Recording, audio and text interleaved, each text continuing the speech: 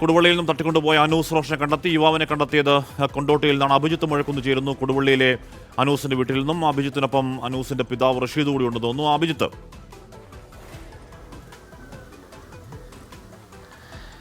ഹാഷ്മി, കൊടുവള്ളിയിലുള്ള അനൂസ് റോഷന്റെ വീട്ടിന് മുൻപിലാണ് നമ്മൾ ഉള്ളത്. വലിയ ആശ്വാസത്തിലാണ് വീട്ടുകാർ. കഴിഞ്ഞ കുറേ ദിവസങ്ങളായി അനൂസ് എവിടെ എന്ന് അവർക്കറിയില്ലായിരുന്നു. അക്കാര്യത്തിൽ ഒരു വ്യക്തമായ മറുപടി അവർക്ക് ലഭിച്ചിട്ടില്ലായിരുന്നു. പക്ഷേ അല്പസമയം മുൻപാണ് അവർക്ക് പോലീസിൽ നിന്നൊരു കോൾ എത്തുന്നത്. മലപ്പുറം കൊണ്ടോട്ടിയിൽ അനൂസിനെ കണ്ടെത്തി എന്നുള്ളതായിരുന്നു ആ ആശ്വാസ വാർത്ത.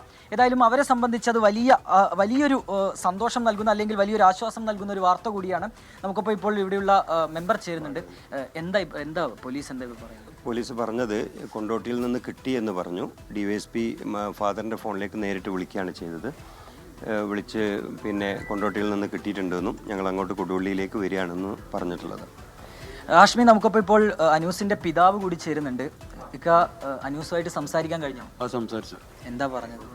അല്ല, DYSP സാറെ വിളിച്ച് തന്നെ പറഞ്ഞ മകനെ കിട്ടിയിട്ടുണ്ട്, ഞാൻ മകൻ്റെ അടുത്ത് കൊടുക്കാമെന്ന് പറഞ്ഞു. സുഖമാണോ, കുഴപ്പമൊന്നുമില്ലല്ലോ? ഇല്ല, അവൻ്റെ സംസാരത്തിലൊക്കെ അവന് വളരെ ഹാപ്പിയാണ്, കുഴപ്പമൊന്നുമില്ല. മറ്റു കുഴപ്പങ്ങളൊന്നുമില്ല?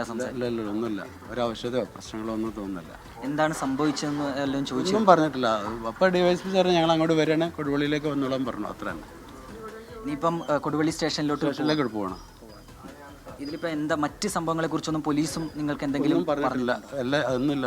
ബാക്കി എന്താ കാര്യങ്ങളൊന്നും നമുക്കറിയില്ല. പോലീസ് അന്വേഷണത്തെ കണ്ടെത്തിയ കാര്യങ്ങൾ പോലീസ് വിശദീകരിക്കും.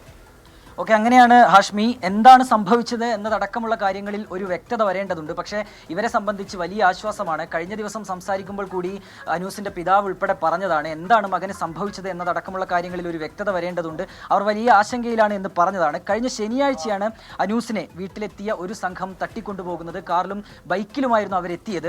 ഇതിന് പിന്നാലെ 3 പേരെ പോലീസിന് പിടികൂടാനായി കഴിഞ്ഞിരുന്നു. ഈ 3 പേരും ഈ കൊട്ടേഷൻ സംഘത്തിലുള്ളവരെ സഹായിച്ചവരാണ്. ഈ കൊട്ടേഷൻ സംഘത്തിലുള്ളവർ കൂടി പിടിയിലാകാനുണ്ട്. 3 പേർക്കെതിരെ പോലീസ് കഴിഞ്ഞ ദിവസം കൊടുവള്ളി പോലീസ് ലുക്കൌട്ട് നോട്ടീസ് ഉൾപ്പെടെ പുറപ്പെടുവിച്ചതാണ്. ഏതായാലും അനൂസിന് മറ്റ് കുഴപ്പങ്ങളൊന്നും ഇല്ല എന്നുള്ളതാണ് പോലീസുമായി സംസാരിക്കുമ്പോൾ നേരിട്ട് തന്നെ പിതാവ് സംസാരിച്ചിരുന്നു. അതിൽ നിന്ന് വ്യക്തമാക്കാൻ കഴിഞ്ഞത്. നിലവിൽ ഇപ്പോൾ കൊണ്ടോട്ടിയിൽ നിന്ന് കൊടുവള്ളി സ്റ്റേഷനിലേക്ക് DYSPയുടെ നേതൃത്വത്തിലുള്ള സംഘം പുറപ്പെട്ടിട്ടുണ്ട്. ഇപ്പോൾ അനൂസിന്റെ മാതാപിതാക്കൾ ഉൾപ്പെടെ അവിടേക്ക് പോവുകയും ചെയ്യും. ഓക്കെ, അഭിജിത്ത് മുഴക്കുന്നതാണ്. കഴിഞ്ഞ 5 ദിവസമായി മകനെ കാണാതിരിക്കുകയായിരുന്നു. സ്വാഭാവികമായും അത് കിട്ടുന്നു. മകന് പ്രശ്നങ്ങളൊന്നുമില്ല, തിരികെ എത്തിയെന്ന് അറിയുമ്പോൾ ഉണ്ടാകുന്ന സന്തോഷം ആ വീട്ടിലുണ്ട്.